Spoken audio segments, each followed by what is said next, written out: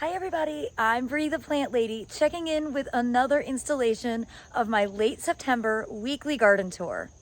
I'm gonna start here in the backyard and really show you, I think, some of the very prettiest beds that are really at their peak. Of course, zinnias, coleus, basil, all of these things just do so well at this season. And well, I hope that you will be inspired by seeing all of the gardens now. Well, these foodscape borders are a little bit wind whipped from last week's tropical storm, but overall, everything's doing really well. The zinnias are just obviously the stars of the show right now. They are starting to get powdery mildew. 'Tis the season. You know, we are really cool. We are having cool night temperatures. Like, I have the air conditioning turned off and windows open. So of course powdery mildew is starting to set in. That's just sort of the way of the world. But you know, these plants stayed clean for a long time, and that's because they weren't sown so early. Remember, this bed didn't get planted until mid to late June.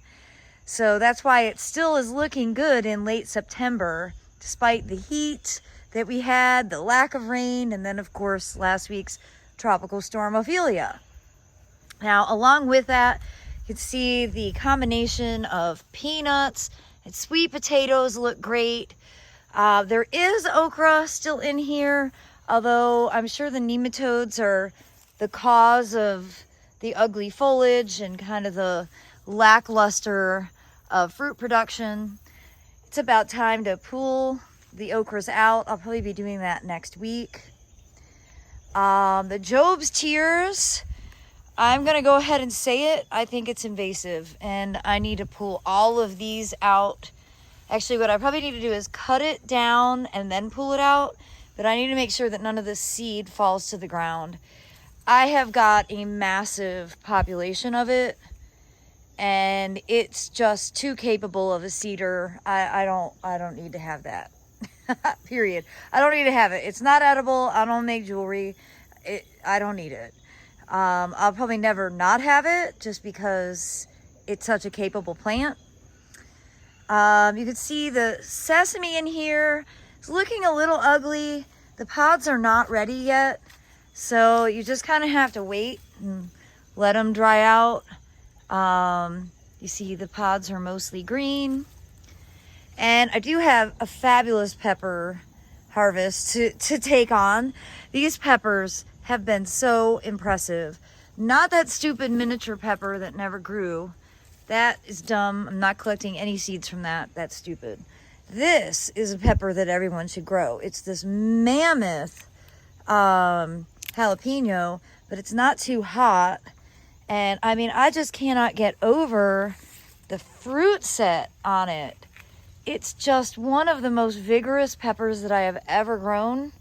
And I have been collecting tons of seed off of this so that I can grow them out and maybe in theory have them available at the spring open garden, which is scheduled for May 11th, 2024. I'll confess, it feels insane talking about another open garden, particularly after last week's washout. However, the good news is the bad weather last week has absolutely inspired us to take action and put in a big greenhouse for outdoor covered space. You know, for years I've been contemplating wanting to have a pavilion of sorts. And really, first of all, pavilions are super expensive to build.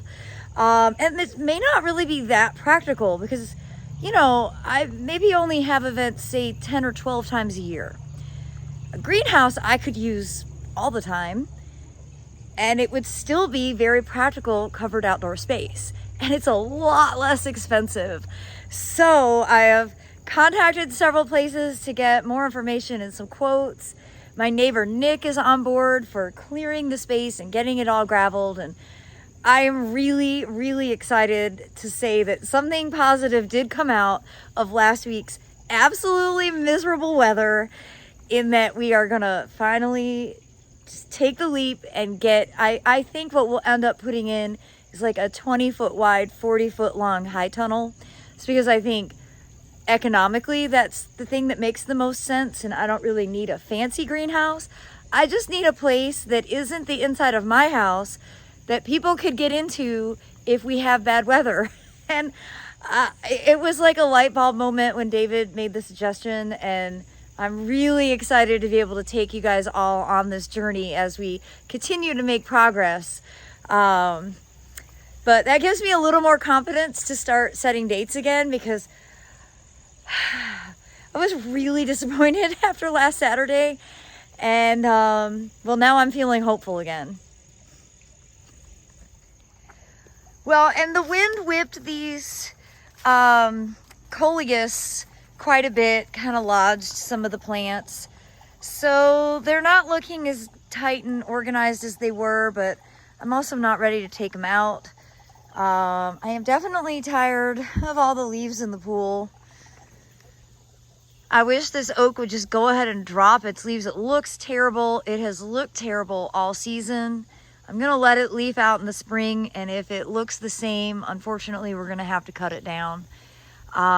There is something wrong with it, but I don't know what. All of these pots are doing really well. I'm having to water every day, which is annoying, I'm not gonna lie. This is the time of year where it's like, oh, maybe I'll just get to sit and enjoy the garden. And no, it's still dry, it's not being humid. We're not getting much rain, unless I decide to throw another event. I am still harvesting tomatoes, which is great.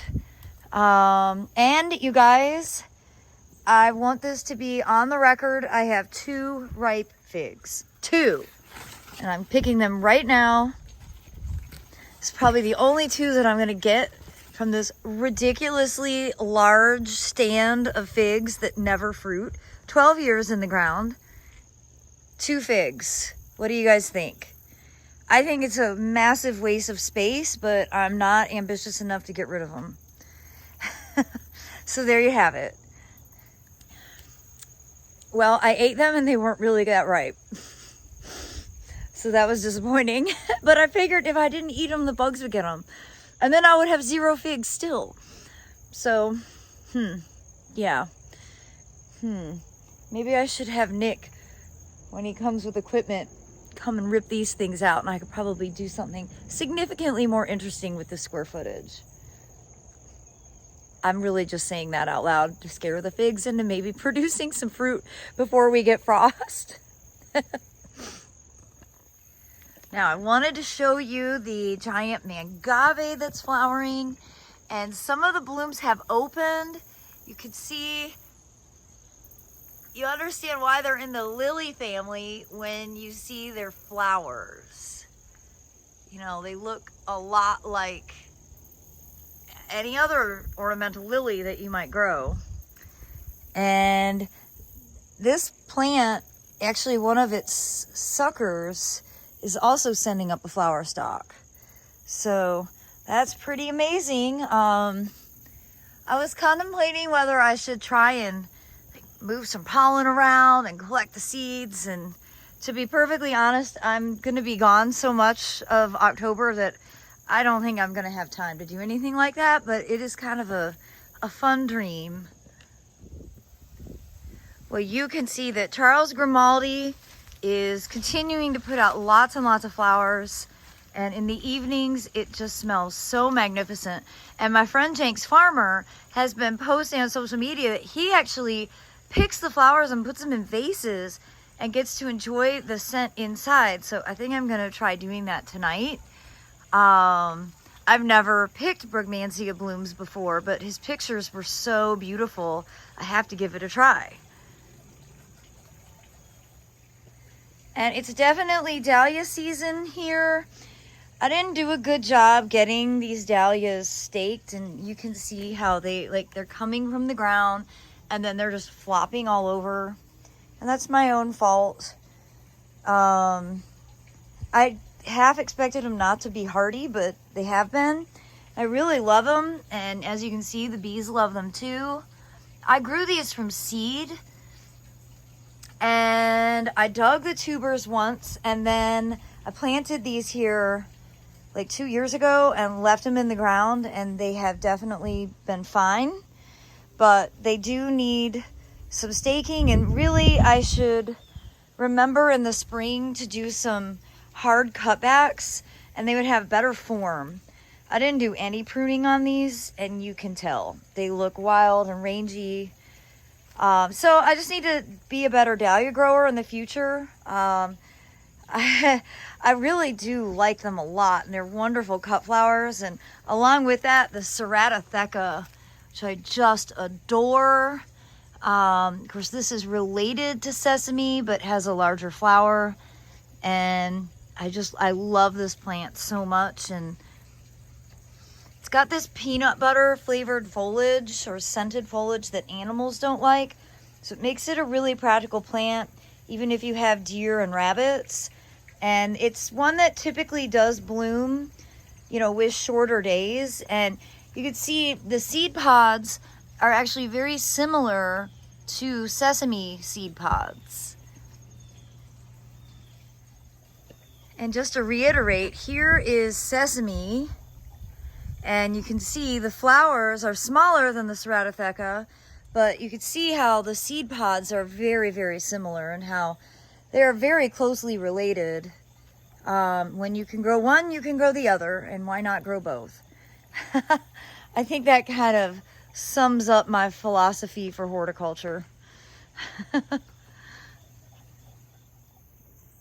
Daniel, I almost forgot to answer your question about my redwood. So here it is. You can see it looks super awkward. It doesn't have any growth on one side, and that's totally my fault because the Prunus mume was all up in space. That got pruned in July, and I don't know how much the redwood grew this year. I mean, probably at least a foot or so, maybe a bit more. You can kind of see the new growth on the branches. Of course, I'm hoping that eventually this other side will start to fill out. It'll look more rational. But this was a rooted cutting. I think I stuck it in 2010, and this was planted, I think, in 2012, maybe 2013. Just to give everybody a reference of how old. So it's more than a decade old as far as it being propagated. It's probably a decade in the ground. It took a few years to actually get it to grow upright, but now you can see it's got a pretty good trunk. It's, you know, it's nice caliper and a lot of really healthy, beautiful evergreen foliage. And again, if you look up at kind of the new growth up there, you can see it definitely put on probably 15 inches this year. And this section really doesn't get a lot of extra water, but I think basically from here to the tips grew this year. So that's a pretty significant growth habit, considering it's really only had optimal light for the last couple of months. And Daniel also asked about nematodes and whether they're like on his wooded property. And I mean, it's hard to say, to be honest. They're more common in sand, and you're on clay because you're in Sanford. They're more common on former agricultural land, and you're in a woodland. So I would venture to say you probably don't have them. Although it's entirely possible that you do, and you just don't have enough sun to grow things like okra to have the experience of pulling out nematode infested rootstocks. But generally speaking, the nematode infestations tend to be more on former ag land and more on sand, although they certainly can grow and be present in clay. But again, like I mentioned in that video where I was, you know, kind of complaining about them, the reason that's important is because so many new people have moved to the Raleigh area, and the new neighborhoods are all built on former tobacco fields, period. Like, that's the land that's being developed. And so there are nematodes on those properties. And then as people start to develop gardens, they're going to come across these issues that they likely don't know very much about. And that's why I bring it up, to try and help inform people, because it isn't you, it's the land, and there isn't much that you can do about it other than just understand the cycle of growing. I've also had some people ask about some of the agricultural methods for trying to manage nematodes, and I have tried it, and honestly, it doesn't work. But the thing with marigolds, you have to grow the marigolds, and then you have to till them into the ground, and it's actually the foliage decomposing that suppresses a chemical that releases a chemical that suppresses the nematodes. So here's the thing. You have to do that very strategically and in a very complicated manner to make the timing work, because marigolds are a warm season crop. I don't know how to make that work for having them tilled into the ground when nematodes become active in late summer, when the marigolds are really just starting to get to size. Now, there's also information that Extension has out about using daikon radish and mustard greens for the same purpose, but it's the same thing. It's not just growing it. You actually have to till the foliage into the ground, and then as that decomposes, it releases a chemical that suppresses the nematodes. But again, it's all about timing, and I haven't been able to figure out how to do this in a way that's actually effective for the time when the nematodes are active. So maybe somebody has a different suggestion, but that's been my experience. I mean, I'm gardening here 12 years. I've had nematodes since the very first day. And I think instead of trying to fight them, you just learn to work around them. Well, the Bright Eyes Phlox paniculata was a huge hit at the open garden last week. I sold out. I will dig more for the spring open garden. And it is still blooming, which I just think is amazing. Now you can see powdery mildew is starting to set in on everything, and that's just weather related, so not much you can do about it. Again, I've just really I love this combination with the red and yellow chartreuse. I've never used Dusty Miller before because generally they haven't done very well for me, but the ones that are alive, I really like the contrast with the silver foliage. And this colocasia has been hardy. I can't remember its name right now, but I really like it. And of course, you see these mangaves continue to look amazing. I mean, this one has just tripled in size since I planted it in the ground. And this one, of course, is blooming, but not yet, not quite yet open. Although hopefully I'll actually be able to reach these flowers. The ones that are back there in the fire pit are a little too tall for me. I have to get out a ladder. I mentioned earlier there weren't as many butterflies, but look here, we've got one. And of course, it's on the Phlox paniculata Bright Eyes, because this truly is the swallowtail magnet. And even though we're in the final days of September, it's great to still have swallowtail action. We've got the toad lily, Tricertus hirta, and this is one of my favorite fall blooming ground covers. And these are actually really nice in small flower arrangements. They're so dainty and interesting. This has been a reliable spreader in dark, very dry shade. Still doing quite well. Of course, these Asian carex are really remarkable. And I believe this is part of the Evercolor series. I'm not exactly sure which one this is, but it's spectacular. It's absolutely beautiful. Happens to be one of Reginald's favorite plants. And you can see the Solomon seal is starting to go into dormancy. You know, as we come along here, lots of echinacea in this very shady section. You can see one lycoris in bloom. You know, I've planted hundreds, if not thousands, of lycoris. And I always laugh that I get so excited by a single flower. One day, they're going to all bloom and it's going to knock my socks off. It's really kind of cool to see this white-berried Calicarpa americana that birds planted. I wasn't anticipating having an alba, but I'm glad I have it. I have had to rip out a lot of bird-planted Calicarpa over the years, especially under this live oak, because, you know, they eat the seeds and poo them out, and then they all germinate everywhere. You can see I've got another Calicarpa here. This one actually looks to be like Welch's pink. It's a very soft pink berry, which I think is very interesting. So, you know, again, you never know when plants are open pollinated and birds are the depositories, what you'll end up getting. Well, everyone, I hope you enjoyed this part 2 of my weekly garden tour as we celebrate the final days of September. And I hope you'll tune in tomorrow for part 3 as I take you through the front gardens. As always, thanks so much for watching, everybody.